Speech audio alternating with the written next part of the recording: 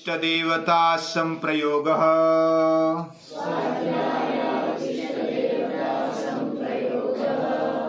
समाधि सिद्धिरीश्वर प्रणिधानात्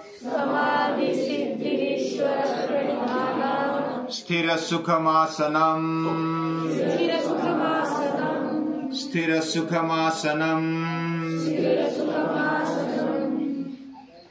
महर्षि पतंजलि योग का अभ्यास बहुत ही सूत्र रूप में बताते हैं। 195 या तो 96 ऐसे सूत्र है। उसमें 4 विभागों में बांटा है। समाधिपाद, साधनपाद, विभूतिपाद और कैवल्यपाद। ये चारों पाद यानी पैर, चरण या तो कदम, ये 4 कदम हमारे जीवन में महत्वपूर्ण है। समाधि पाद में सारांश रूप में योग क्या है ये बताया। साधन पाद में हमें हमारे जीवन में साधना किस प्रकार करनी चाहिए, क्यों करनी चाहिए ये बताया।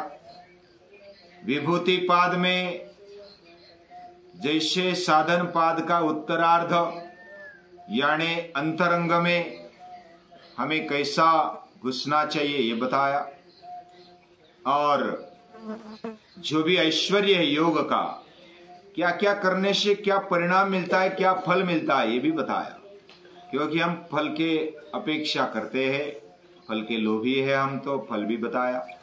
क्योंकि लोभ के कारण ही सही, फल के अपेक्षा से ही सही हम योग करें। आज भी वही करते, बीमार पड़ गए इसलिए योग करते हैं। बीमार नहीं पड़ेंगे तो हमारे लिए क्या आवश्यकता है योग की। हम तो अट्टा कट्टा है तब तक बोलते जब तक बीमार नहीं पड़ते।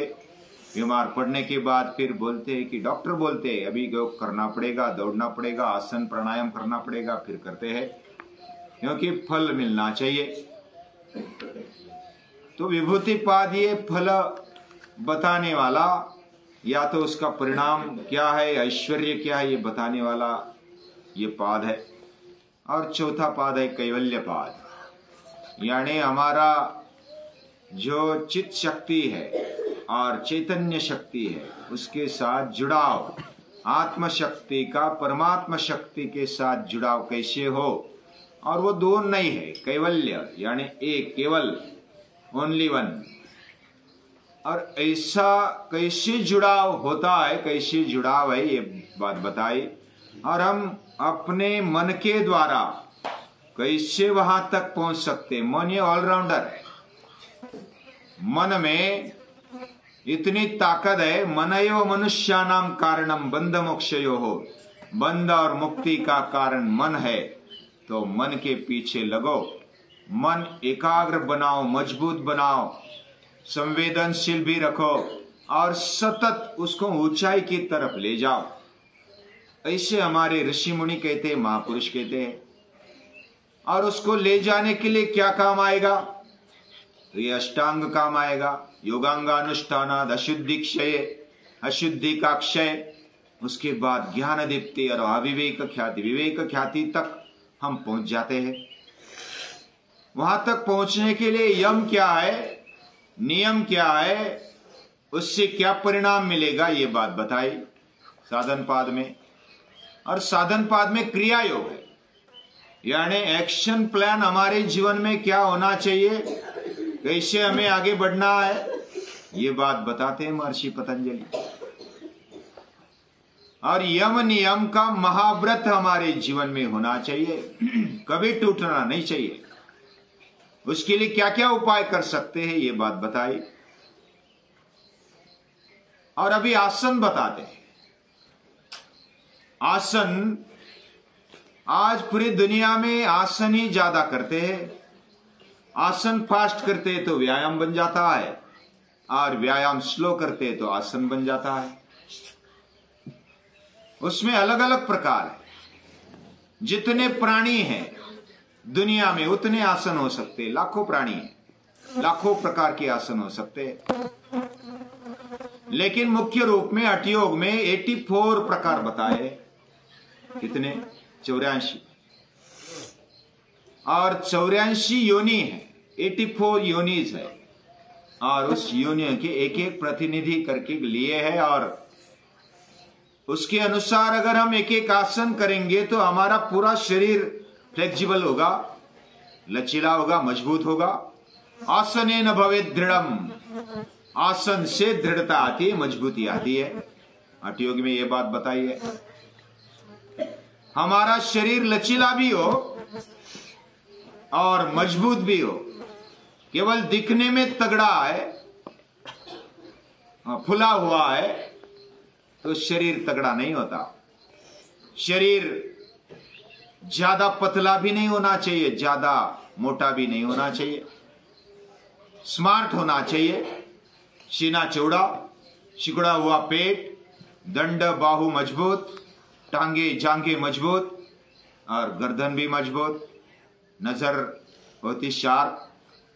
ऐसा वपुकृशत्वम वदने प्रसन्नता, एक एक करके हठ योग में दिया। ये परिणाम है योग का। आज दुनिया में जो योग कर रहे हैं वो हठ योग ज्यादा है, और वो करना भी चाहिए। ये राजयोग के लिए सीढ़ी है, और ये महर्षि पतंजलि बताते वो राजयोग है। राजयोग को पाने के लिए हठ योग एक सीढ़ी है, और हठ योग ये फिजिकल लेवल पर, शारीरिक लेवल पर वो ज्यादा काम करता है। वैसे हठ योग भी मन की मजबूती तक, आत्मानुभूति तक ले जाने के लिए फाउंडेशन बनाता है, लेकिन वह फिजिकल पर, शारीरिक लेवल पर ज्यादा मेहनत करवाता है। और फिजिकल हमारा स्ट्रक्चर अच्छा होना चाहिए, ये बात पूरी दुनिया मानती है और कर रही है।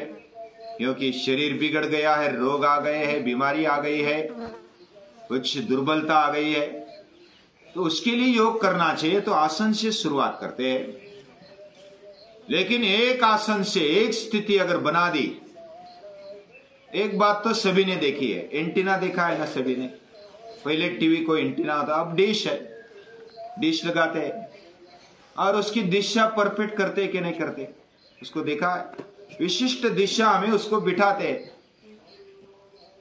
और फिर वो सभी चैनल को खींच लेता है, वो रिसीवर खींच लेता है और पूरे दिखाता है। उसकी दिशा अगर बदल गई, पूरा है, हमारा शरीर अच्छा है, हमारे इंद्रिय अच्छे, लेकिन उसको दिशा अच्छी नहीं है, तो इस विश्व की जो ताकत है, विश्व की जो ताकत है, चैतन्य शक्ति है, उसको हम रिसीव नहीं कर सकते अच्छी तरह से।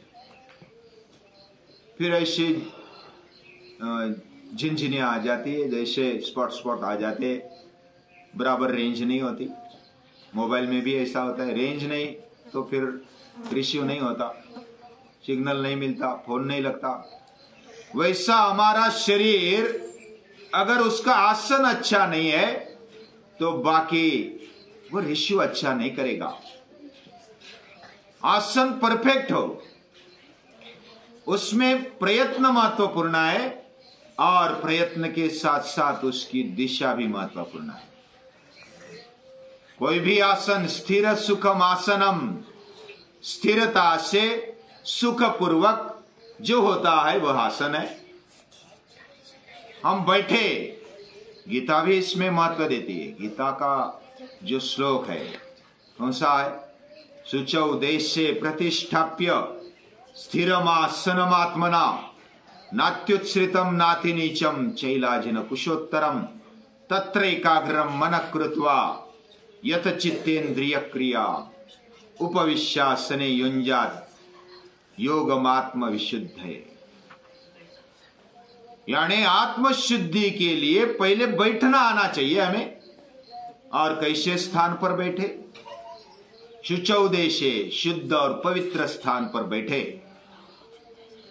ये जब हम बैठते हैं शुचौ देशे प्रतिष्ठाप्य, सुबह सुबह शुद्ध और पवित्र ऐसा वातावरण होता है। अच्छी जगह ढूंढकर, ज्यादा नीचा भी नहीं, ज्यादा ऊंचा भी नहीं, ऐसा आसन होना चाहिए।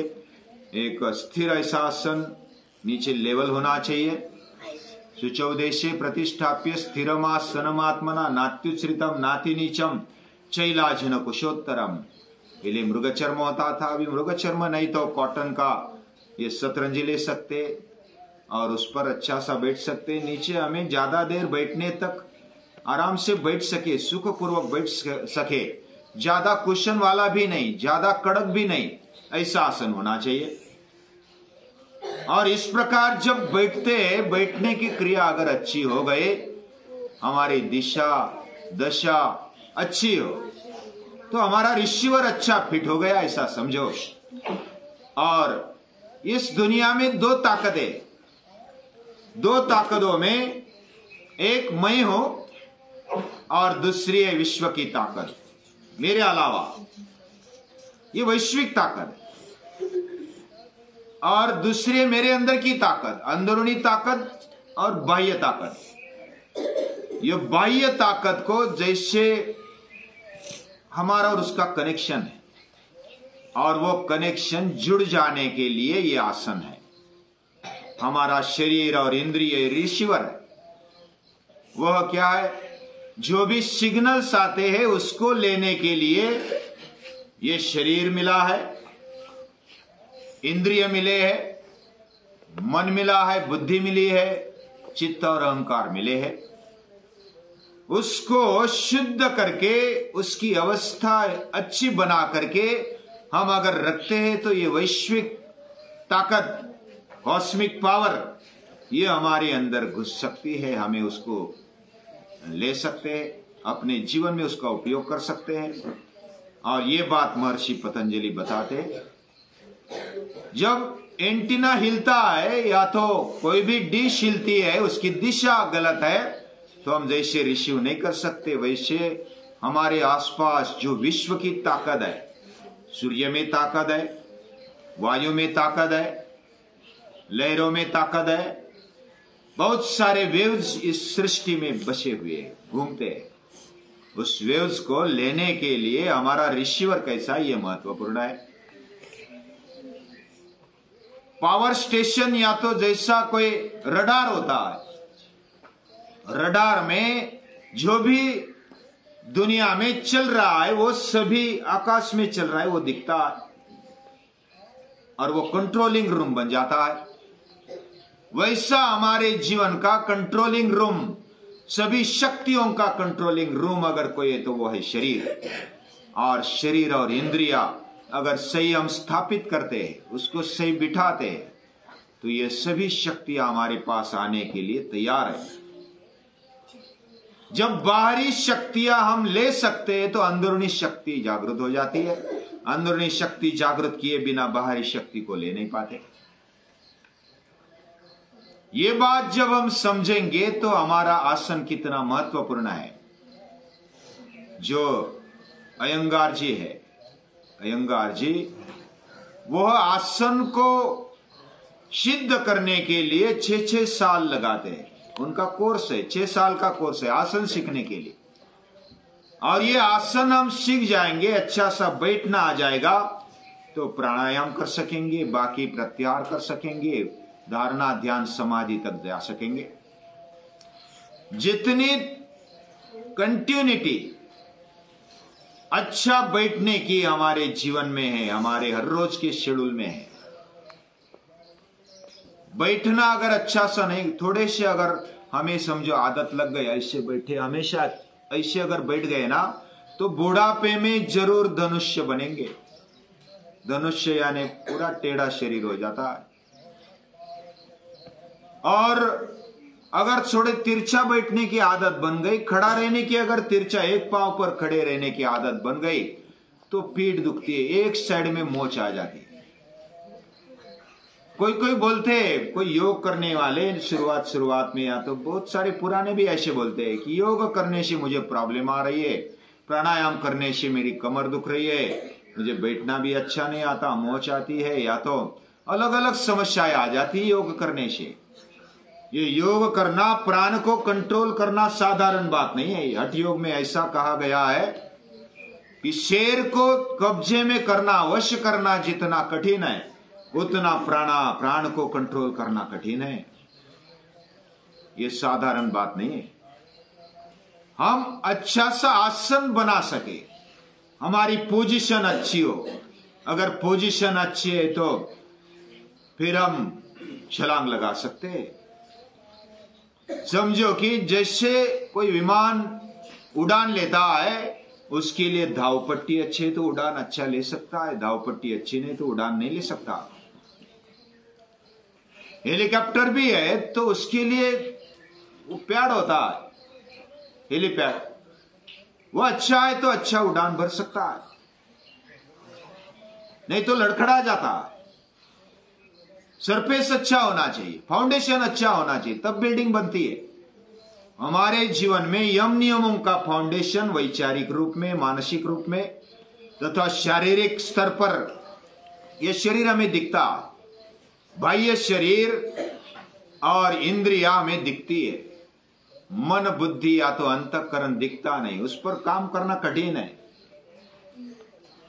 उसके पास बहुत युक्तियां है। मन को एक दिन अगर हम संकल्प करेंगे मन के साथ तो मन बोलेगा ठीक है ठीक है, दूसरे दिन बोलेगा नहीं नहीं माथा दुखता है ना, माथा दुखता है इसलिए आज के दिन जाने दो, फिर कल करेंगे। फिर कल आ गया तो फिर मन बोलता है अरे मेरी तो कमर दुख रही है आज, कल माथा दुखता था आज कमर दुख रही है, कल पांव दुखेगा, कल ये दुखेगा वो दुखेगा। मन बहाने बनाता है। लेकिन शरीर को हम बिठा सकते हैं, शरीर स्थिर हो सकता है, शरीर के लेवल पर उससे मेहनत करवा सकते हैं। मन से मेहनत करना कठिन है, अशक्य नहीं है, उस पर भी मेहनत कर सकते हैं। लेकिन शरीर और इंद्रियों पर मेहनत करना हमें दिखता है। शरीर को अच्छा बिठाया, दूसरा भी बिठा सकता है। मिलिट्री में वैसा ट्रेनिंग लेते हैं, तो योग में वैसा ट्रेनिंग लेते हैं, सीधा बैठो। तो सीधा बैठने पर प्रैक्टिस करो, ज्यादा देर तक प्रैक्टिस करो, शुरुआत में दुखने दो। तो एक बार धीरे धीरे आदत बन गई। सतु दीर्घ काल निरंतर सत्कारा सेवितो दृढ़ भूमि, ऐसा करते जाएंगे तो आसन अच्छा बनेगा। आसन अच्छा बनेगा तो हम मन को एकाग्र कर पाएंगे, मजबूत कर पाएंगे, संवेदनशील कर पाएंगे और उसको सतत विकसनशील रख पाएंगे। ऐसी एक स्टेप बाय स्टेप लेते हैं तो हमारा शरीर, बाह्य शरीर, उस पर पहले काम करना महत्वपूर्ण है। हम शरीर को खाने पीने से लेकर के हमारी हरेक कृति उस पर ध्यान देकर, यानी कि बुद्धिपूर्वक कृति करें, ज्ञान पूर्वक कृति करें। ऐसी कृति करते हैं तो हम योग्य दिशा में बैठ जा सकते हैं, उसको ले जा सकते हैं। और शरीर पर मेहनत करते हैं तो आगे आने वाले 2 सूत्र है उसमें बताए, और भी आगे उसमें अगर प्रयत्न का सातत्य है तो कोई भी प्रयत्ने वाळूचे कनरगडिता तेल ही गळे। मराठी में एक कहावत है, प्रयत्नांती परमेश्वर, प्रयत्न से परमेश्वर मिल सकता है। ये आसन से सिद्धि कहां तक मिल सकती है? अनंत समापत्तिभ्याम। लेकिन ये अगले सूत्र में कल लेंगे। तब तक के लिए रखते हैं। सभी को नमस्कार।